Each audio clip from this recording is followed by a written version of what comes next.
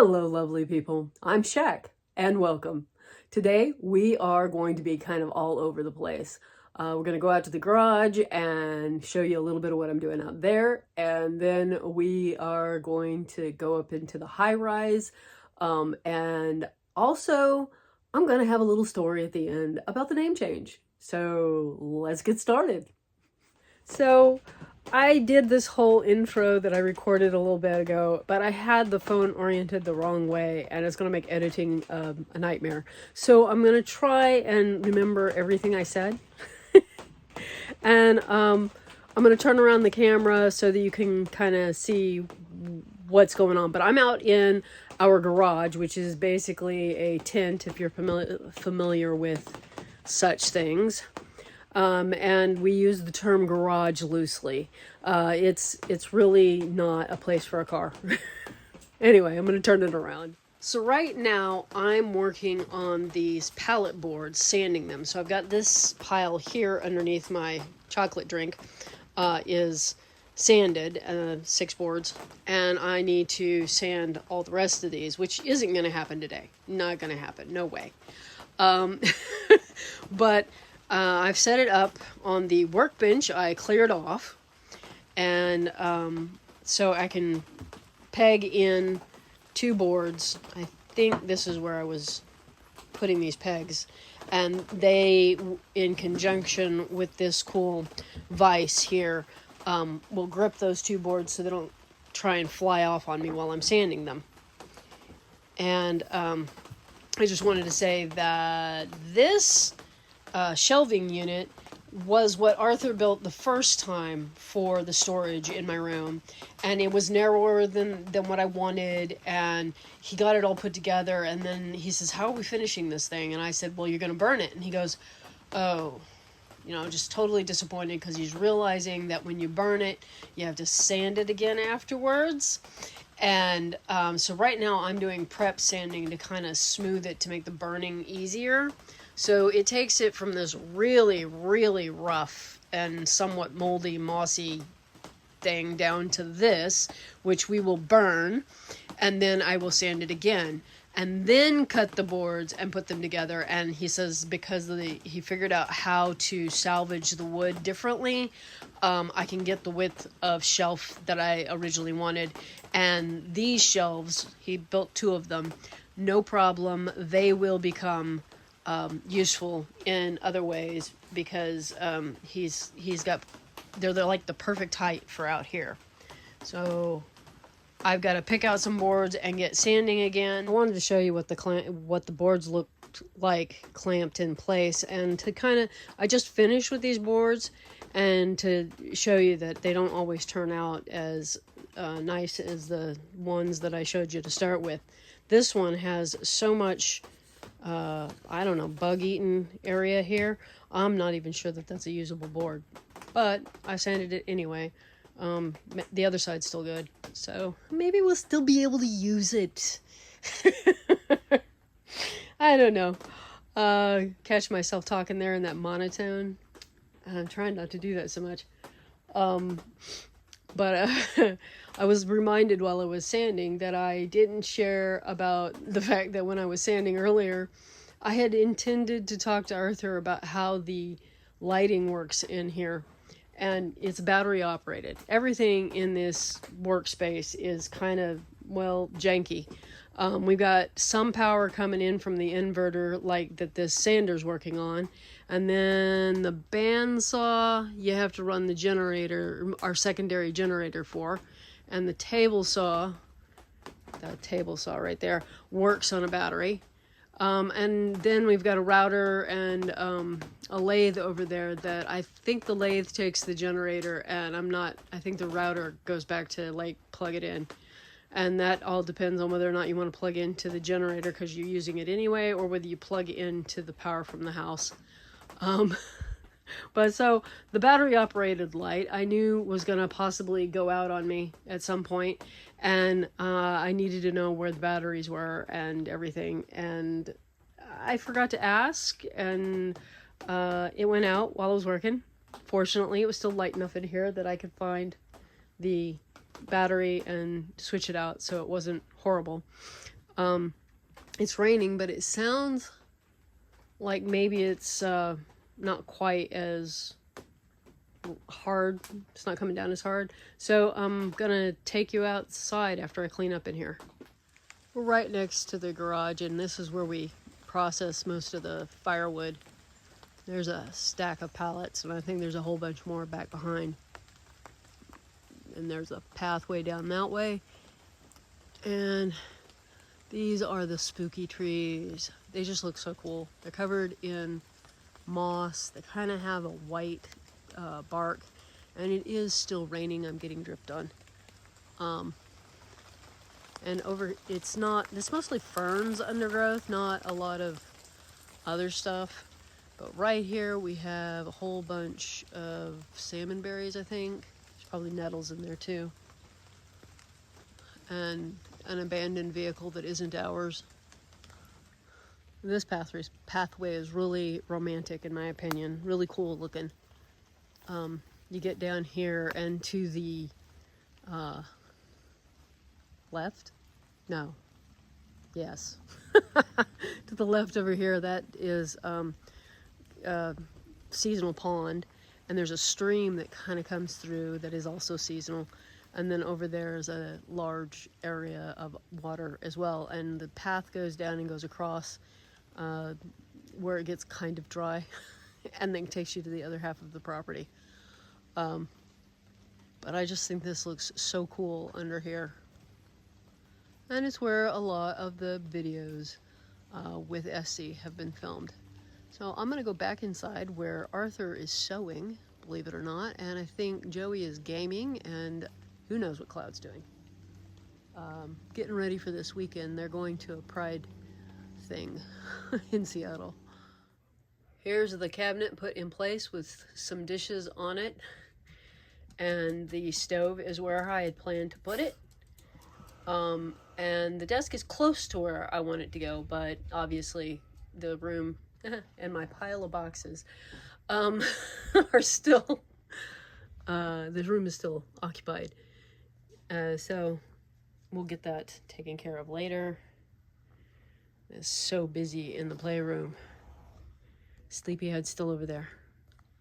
We're still crafting and playing. And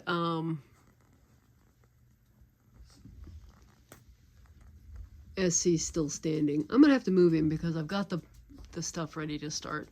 But that's a week standing on his own. Oh, and my hot water's hot, so I'm gonna go fix myself something hot to drink. We're gonna go up to the top floor and check out what's going on up here. That looks fun. I really would kind of wish that I had something like this.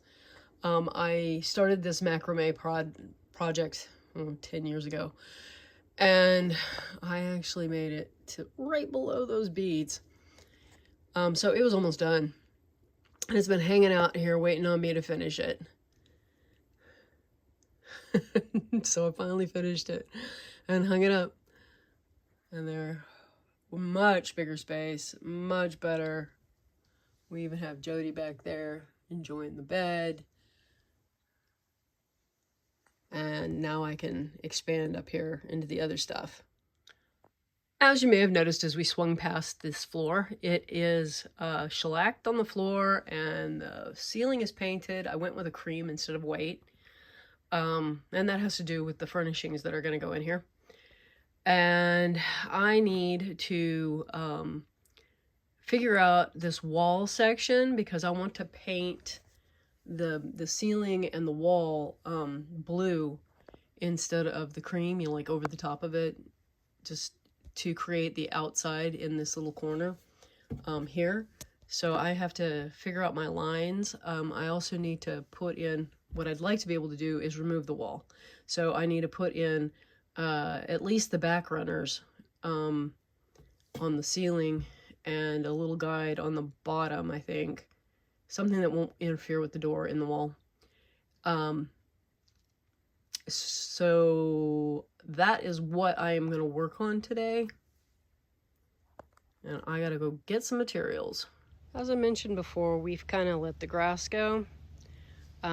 Inside the fence is gonna have to be cut, but it just looks so cool. The grass, and I'm gonna step into the shade here. The grass, and these are cat's ear, because actually at this time of year there are no dandelions with blossoms. It's all cat's ear. And I think people, myself included, think that they've got dandelions all over their yard, and they do look very much the same, but they're not. They got fuzzy leaves, they're still edible, and they have multiple flower heads per plant stock, but they are cat's ear, not dandelions, but they look totally cool. And yes, when I planted the dandelions, I planted cat's ear, mostly because I didn't realize that that's what I was collecting the seeds from. Let's go inside. I had a difficult time setting this camera up here to reach this upper floor, so I'm gonna have to move our fairies over. They were helping me establish where I wanted these runners to go. And yeah, getting a square in here and hoping that it'll help me to keep my lines square to the wall, and I'm not even sure. Kind of feel like it's not gonna be easy to. Yeah, I need something like tall enough to just from here to make sure that it's straight up. I don't know. This is too small a square, and I could not find the longer one, although it probably wouldn't fit in here. We're having tool issues, I guess. But here's the idea. I have a piece of wood that I'm going to glue over here on this line, and then I've got these two pieces of wood. One will go above directly, it's supposed to go on the ceiling directly above the one on the floor, and the other one will come forward and create a channel for the wall to slide in. But I gotta figure out a way to keep this accurate. Alright, honestly, I just figured it out, so we're gonna share it now. I took this and put it in line with the pencil so that I could get it started up the wall. And obviously it's not going to go all the way to the ceiling like that. And I also chose to square off to this wall rather than the floor to get this line. And that meant once I got up here, I had to do the same thing. So I took it here against the ceiling that way to finish this line. You know, just kind of making sure that it lined up. And then once I got up to the top, pulled this in line with the line and traced the top one.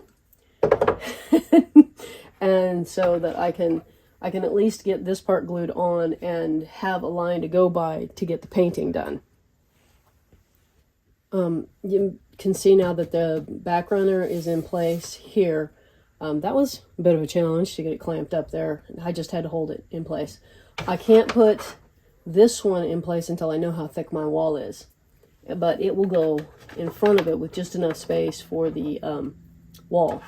And the only guide on the bottom is the one little short thing so that the wall doesn't push that way. Because I don't want anything interfering with the door. And I totally forgot about the need to do something here to represent outside. So I've got that to figure out, but now I can paint over here and up here a little section of blue, and then maybe I'll apply some green and something else. I'm trying to decide whether or not to paint a tree or to maybe wallpaper a tree there, a drawing or something. That would probably be easier than trying to paint in here on this surface. I'm standing on a step stool that's 3 steps up, so it's a little awkward. And it seems like the 3rd step's too high and the 2nd step's just perfect for reaching in here. but not good for certain tasks. So anyway, now it's time for stories. I'm not exactly sure anymore what it was I was going to say about the name change, except that I have felt that it was important to come out publicly as trans. It's never been important that other people know. But I've hit a point where, okay, I am hairy, have been for 45 years. I've been hiding a hairy personage here, and I'm over that. So I am growing, I have a semblance of a mustache. I am not on any type of hormone replacement therapy, and never have been, and probably should be on something. I think that they're out of balance no matter which way you look at it, and has caused me a lot of health issues, but I don't have insurance, and so it's not been an option. In fact, pretty much any treatment or change or things that I desire are not an option because we are just not financially able to pursue that. But I just kind of on the solidarity. That is solidarity. I'm here. I'm functioning, and I'm not hiding anymore. And it never made sense to me, I guess, to let anybody know what I was or how I felt about me as a person, unless they were trying to be like involved in my day-to-day close personal life. So, and even some of those people didn't know. It just wasn't important to my day-to-day functioning when you can't pursue doing what you want to do. And I'm gonna just say it didn't cause enough dysphoria for me to pursue it. Not saying it didn't. It doesn't cause dysphoria. As I was discussing it with Joey the other day, she's like, I always knew, Mom. Yeah, I knew how you felt about that. Yeah, it was implied or very clear. Anyway, so it's not been a secret to those close to me, but most people get it wrong. They assume I'm a lesbian, which is, no problem with anybody being a lesbian. I'm just not.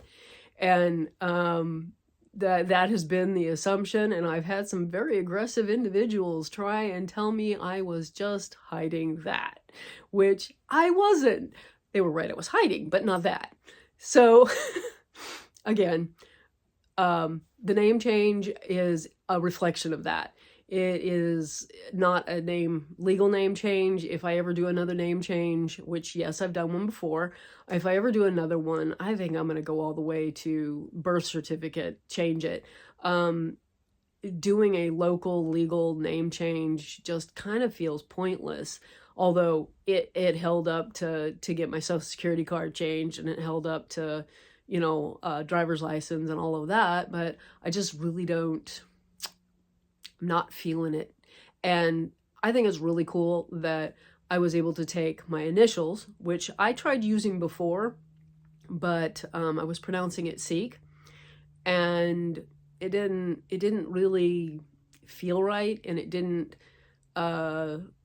float go over with anybody else. They're just kind of like, that's just weird. And then I found out that it is actually an Irish word, and there are a couple different ways to pronounce it. And for those of you in Northern Ireland, I apologize. Even though my ancestors are from that area, that is not how I'm pronouncing it. I enjoyed the revelation of it being Seac because of Shaquille O'Neal. I like the juxtaposition. Oh, he's a wonderful, fun individual, and if I can share a name with him, I'm honored. And so I hope that this is kind of not too weird, off the cuff. It's weird for me. I'm just gonna say that sharing this kind of stuff is really weird for me. So if you stuck around to find out more about why I changed it and how to say it, thanks. And let me know what you think about the whole thing. And I will see you in the next one. Bye-bye.